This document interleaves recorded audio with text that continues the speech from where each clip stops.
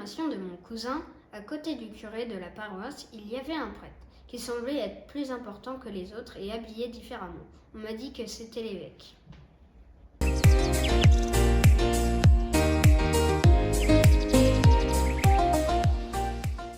C'est quoi un évêque? Une sorte de chef? De roi?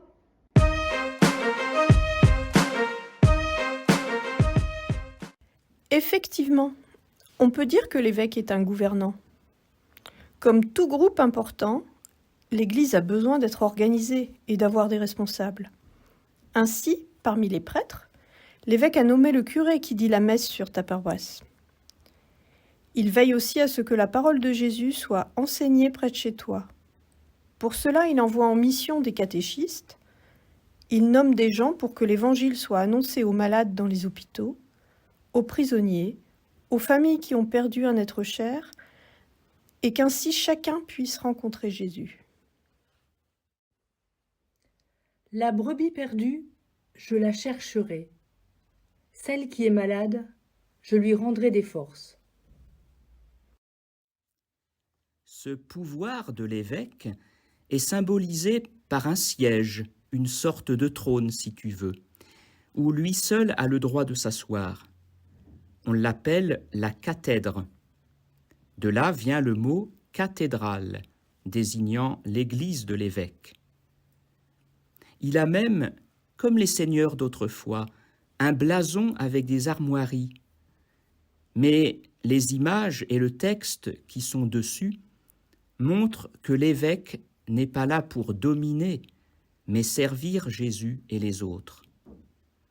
D'ailleurs, sur sa tête, il ne porte pas une couronne, mais une calotte, une sorte de petit bonnet violet posé sur le haut du crâne.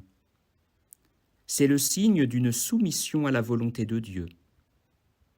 Finalement, l'évêque exerce son pouvoir à la manière de Jésus. Je ne cherche pas à faire ma volonté, mais la volonté de celui qui m'a envoyé. Ça veut dire quoi, un pouvoir à la manière de Jésus?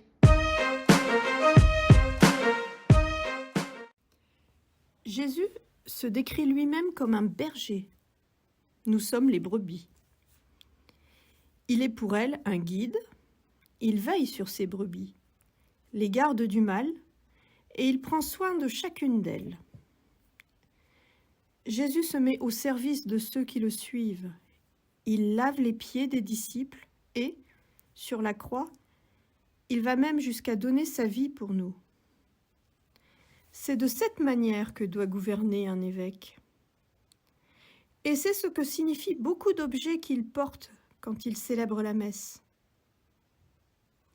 La crosse rappelle le bâton du berger qui rassemble et protège les brebis. Tu es avec moi, ton bâton me guide et me rassure. La grande croix qu'il porte sur la poitrine rappelle son attachement à Jésus. Comme Jésus, il est prêt à donner sa vie pour les brebis dont il est responsable.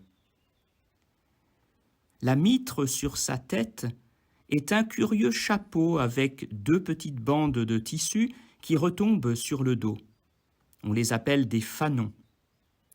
Ils symbolisent l'Ancien et le Nouveau Testament, la bonne nouvelle que l'évêque a la mission de nous annoncer. La mitre, dont les pointes sont tournées vers le ciel, signifie que l'évêque reçoit la force de l'Esprit Saint afin que, par sa bouche, la parole même de Jésus puisse être entendue. L'Esprit Saint que le Père enverra en mon nom, lui vous enseignera tout. Comment on devient évêque? Il y a une élection?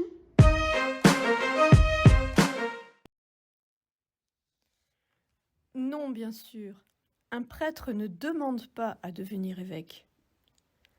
Ce n'est pas comme un salarié qui veut monter en grade ou un homme politique qui cherche à être élu.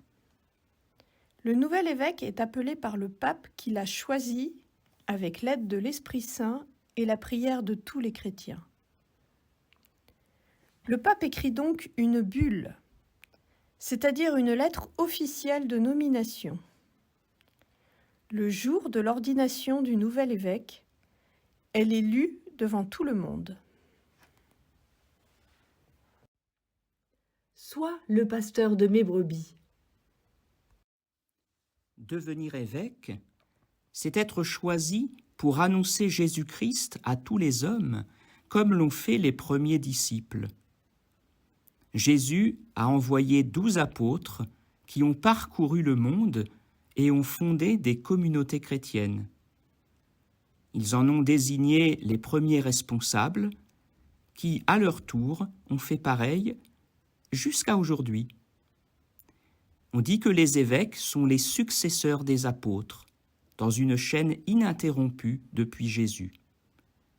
C'est pourquoi tout nouvel évêque est obligatoirement consacré en présence d'au moins 3 autres évêques. L'Esprit du Seigneur est sur moi, parce que le Seigneur m'a consacré par l'onction. Pourquoi fait-il tout ça?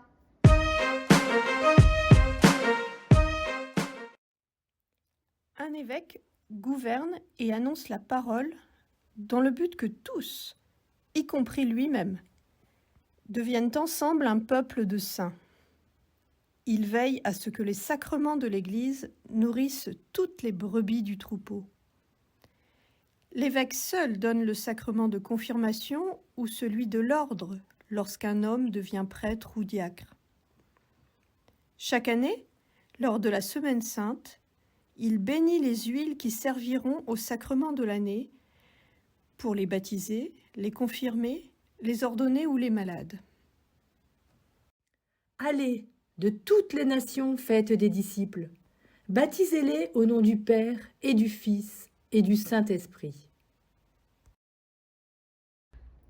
Et il est l'évêque de tous les chrétiens?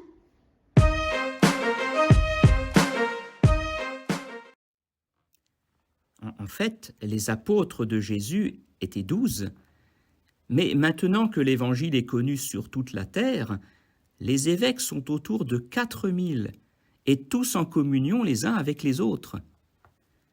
Mais chaque évêque n'est responsable de l'Église que sur une portion de territoire que l'on appelle un diocèse.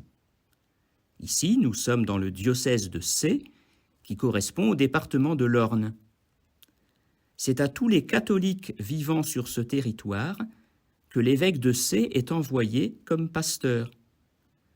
Cette alliance d'amour avec son peuple est symbolisée par un anneau qu'il porte à la main droite, comme pour un mariage. Moi, je suis le bon pasteur, le vrai berger qui donne sa vie pour ses brebis. C'est pour connaître son peuple et mieux l'aimer que l'évêque visite les paroisses, encourage ses prêtres et ses diacres, accompagne les plus fragiles ou écrit des lettres à tous les habitants. C'est pour ce peuple et l'annonce de l'Évangile dans l'Orne qu'il donne sa vie à la manière de Jésus. Et nous aussi, à chaque messe, nous prions particulièrement pour notre pape et pour notre évêque.